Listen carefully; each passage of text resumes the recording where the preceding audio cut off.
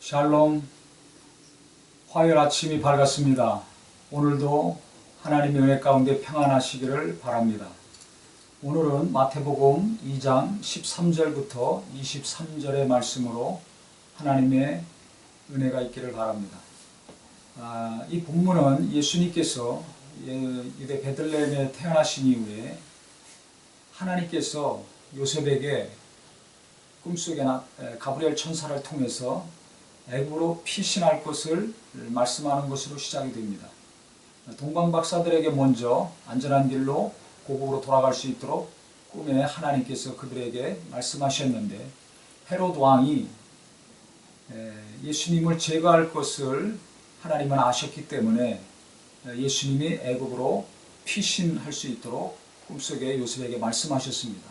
성경 자세히 보면 13절에 그들이 떠난 후에, 즉 동방박사들이 고국으로 떠난 후에 주의 사자가 요셉에게 현명하여 이르되 헤롯이 아기를 찾아 죽이려 하니 일어나 아기와 그의 어머니를 데리고 애굽으로 피하여 내가 네게 이르기까지 거기 있으라 하시니 요셉이 일어나서 밤에 아기와 그의 어머니를 데리고 애굽으로 떠나가 그랬습니다. 그래서 헤롯이 죽기까지 애굽에서 살았다고 했습니다. 밤에 갑자기 떠나라고 말씀을 하셨습니다. 그러니까 요셉은 처음에 정혼했을 때 자기가 약혼한 여인의 태가 불러옵니다. 그때 가만히 끊고자 했죠. 의로운 사람이기 때문에. 진정 자기가 사랑하는 여인, 누구의 아이인지 모르지만 그 임신 사실을 알고 배가 불러올 때 분노하지 아니하고 모세의 법대로 그가 행하지 아니하고 조용히 관계를 끊으려고 했습니다. 그런데 그때 천사를 통해서 하나님이 꿈에 말씀하셨죠.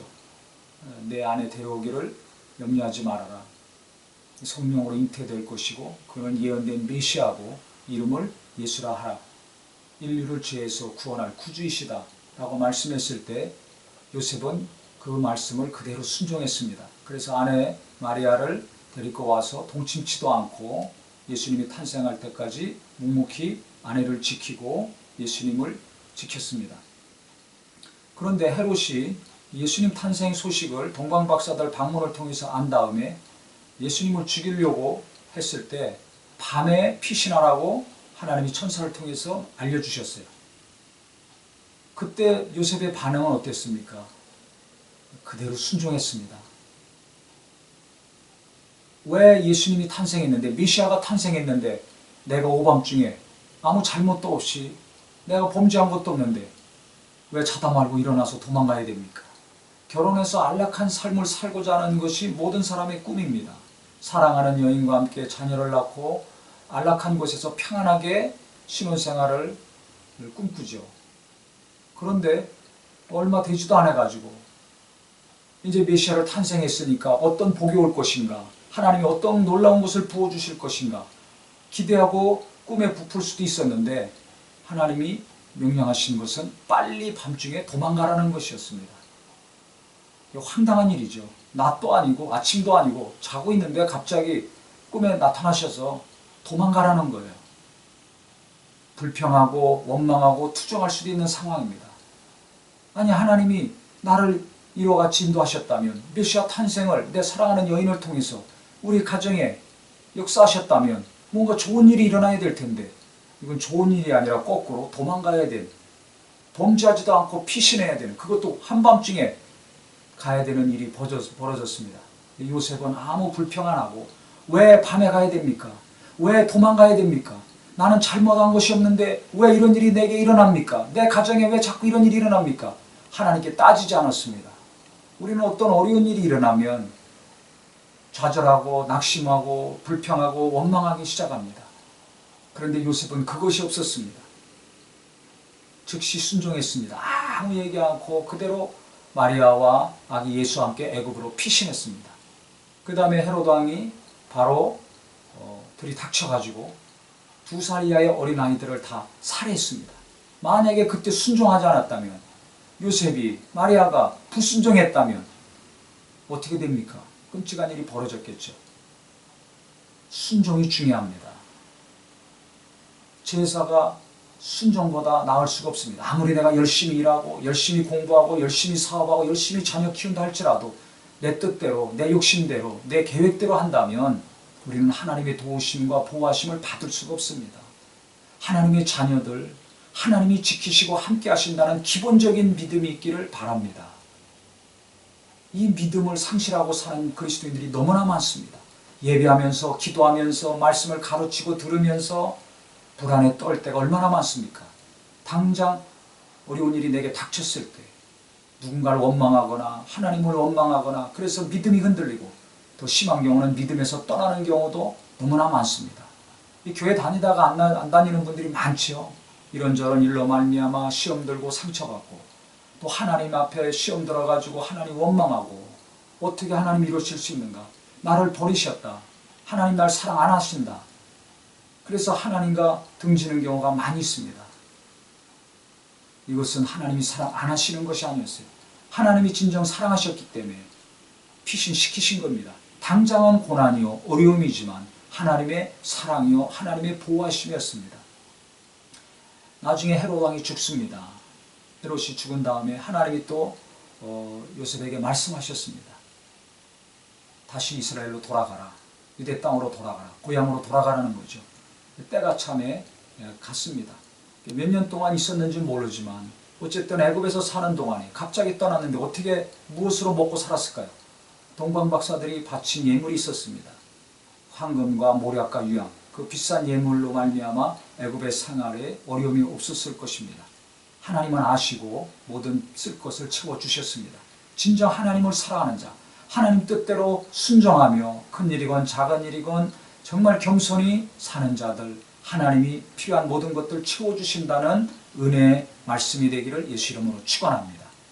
그런데 애굽에서 이스라엘로 돌아가는데 헤롯 왕이 죽고 그 아들 중에 아켈레라는 자가 이제 유대와 사마리아 지역의 왕이 됩니다.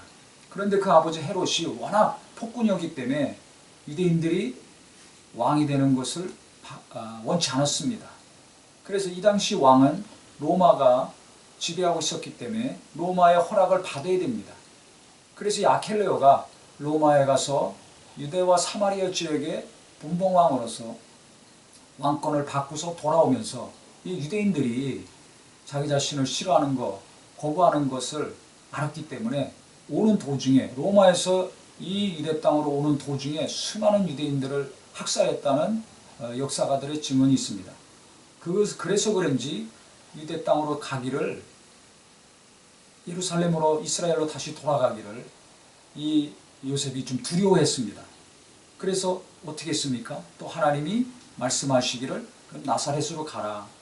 그래서 그가 무서워하더니 22절에 보면 아켈레오가 그 아버지 헤롯을 이어 유대 임금됨을 듣고 거기로 가기를 무서워하더니 꿈에 지시하심을 받아 갈릴리 지방으로 떠나가 나사렛이란 동네에 가서 산이 이는 선지자로 하신 말씀에 나사렛 사람이라 칭하리라 하심을 이루려 함이니라 이렇게 기록을 하고 있습니다. 그래서 나사렛 지역으로 가셨다고 성경은 말하고 있습니다. 원래 요셉과 마리아 고향이 나사렛이죠. 누가복음에 보면 나사렛 동네 사람이었습니다. 그래서 하나님께 순종하는 부모 밑에서 예수님은 계속 자라게 됐습니다. 예수님의 일평생의 삶은 계속 순종하는 삶, 아버지 뜻에 순종하는 삶이었습니다. 어려서부터 훈련이 된 것입니다. 아버지 어머니를 보고 어려서부터 배운 것입니다. 성령으로 말미암아 공생의 삶이 오직 아버지 뜻대로 사는 삶, 아버지가 하신 말씀만을 전하시고 자의로 말씀하지 않는 모든 것의 삶이 말과 행동과 이적과 능력을 행하는 것, 모든 것이 아버지께서 들은 것만 주님이 정말 순종하시면서 하셨습니다. 마지막에 십자가에서도 뭐라고 말씀하셨습니까? 다 이루었다. 예언된 말씀을 다 이루었다는 것입니다. 아버지의 뜻을 다 이루었다는 것입니다. 겟세마네 동산에서의 기도도 뭐였습니까? 내 원대로 말고 아버지 원대로 되기를 원합니다. 내 뜻이 아니라 아버지 뜻이 이루어지기를 원하셔서 가장 간절히 기도하셨습니다. 오늘 본문의 말씀을 통해서 하나님이 우리에게 주시는 것은 무엇입니까? 순종입니다. 요셉이 순종해서 애굽으로 피신했고 그 다음에 다시 돌아갔고 나사렛으로 가서 안전하게 살 수 있었습니다. 하나님께 순종하는 삶. 내가 원하는 직장을 가지 못했습니까? 원하는 대학에 가지 못했습니까? 원하는 자리에 앉지 않았습니까? 못했습니까? 당장은 낙심이 되지만 기다린다면 내가 겸손히 하나님 뜻에 순종하고 인내한다면 하나님은 나중에 좋은 길로 인도해 주실 것입니다.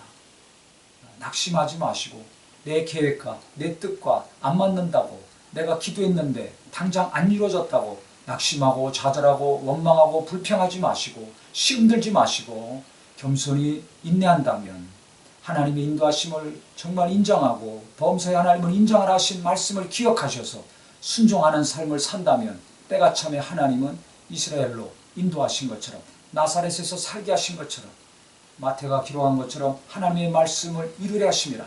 애굽에 간 것도 다시 나사렛으로 간 것도 다 하나님이 말씀을 이루려 하심이라 한 것처럼 하나님은 우리에게 하신 말씀, 내게 하신 말씀을 반드시 이루신다는 거 오늘도 다시 한번 기억하셔서 하나님 말씀 붙들고 순종하는 삶을 살 때 우리 하나님이 높이시고 형통케 하시는 귀한 역사가 반드시 앞날에 이루어지기를 예수 이름으로 축원합니다.